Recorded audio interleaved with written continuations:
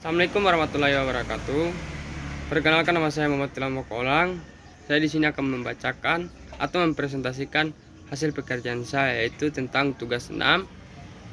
Judul mendeskripsikan pelatihan dan pengembangan SDM. Pengertian pelatihan dan pengembangan SDM. Yang pertama, pelatihan dalam kurung training adalah suatu proses yang meliputi serangkaian tindak upaya yang dilaksanakan dengan sengaja dalam bentuk pemberian bantuan kepada tenaga kerja yang dilakukan oleh tenaga profesional kepelatihan dalam satuan waktu yang bertujuan untuk meningkatkan kemampuan kerja peserta dalam bidang pekerjaan tertentu guna meningkatkan efektivitas dan produktivitas dalam suatu organisasi.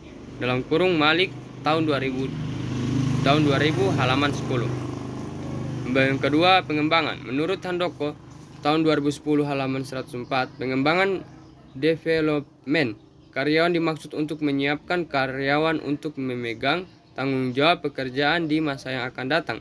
Pengembangan karyawan bisa dilakukan secara formal maupun informal. Secara informal berarti karyawan ditugaskan oleh perusahaan, sedangkan secara informal berarti karyawan melatih dan mengembangkan dirinya atas keinginan dan inisiatif sendiri tanpa ditugaskan oleh perusahaan. Program pengembangan karyawan akan membuat karyawan semakin produktif sehingga memungkinkan organisasi atau perusahaan bertimbang untuk melakukan pengembangan karyawan. Yang berikut, sumber daya manusia. Sumber daya manusia adalah orang-orang yang ada dalam organisasi yang memberikan sumbangan pemikiran dan melakukan berbagai jenis pekerjaan dalam mencapai tujuan organisasi. Sumbangan yang dimaksud adalah pemikiran dan pekerjaan yang mereka lakukan di berbagai kegiatan dalam perusahaan. Dalam pengertian sumber daya manusia yang diliputi bukanlah terbatas kepada tenaga ahli, tenaga pendidikan ataupun tenaga yang berpengalaman saja, tetapi semua tenaga kerja yang digunakan perusahaan untuk mewujudkan tujuan-tujuannya. Sadono Sukirno, pengantar bisnis dalam kurung Jakarta, Prenada Media Group tahun 2006 halaman 172.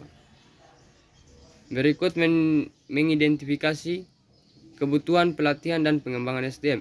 Karyawan yang sudah memiliki keterampilan yang tepat untuk melakukan tugas tertentu secara efektif dapat memberikan informasi yang sangat berguna serta pengawas atau pengusaha dari peserta training. Mereka sadar akan pengembangan baru, kesulitan dan kendala serta para karyawan yang berprofesional karena mereka paling tahu apa yang mereka sudah mampu capai dan apa yang mereka ingin lakukan di masa depan.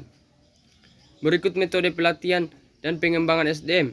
Metode efektif dalam pelatihan dan pengembangan SDM. Berikut akan dibahas mengenai metode efektif dalam pelatihan dan pengembangan SDM dalam sebuah organisasi atau perusahaan yang dilakukan untuk menjaga, meningkatkan, serta mempertahankan SDM dalam perusahaan. Berikut pengukuran kualitas pengelolaan pelatihan dan pengembangan SDM. Pelatihan atau training merupakan kegiatan yang sangat penting bagi perusahaan untuk meningkatkan daya saing serta meningkatkan profesionalitas karyawan. Namun, yang sering menjadi pertanyaan adalah bagaimana cara menilai apakah sebuah training sudah benar memberikan dampak positif bagi karyawan atau belum. Pengukuran efektivitas. Program training sendiri bisa dilakukan dalam 4 langkah. 4 langkah mengukur efektivitas training ini merupakan sebuah metode pengukuran yang dikemukakan oleh Dr. John Sullivan, seorang penelitian dari San Francisco University. Baiklah, itulah hasil presentasi saya. Assalamualaikum warahmatullahi wabarakatuh.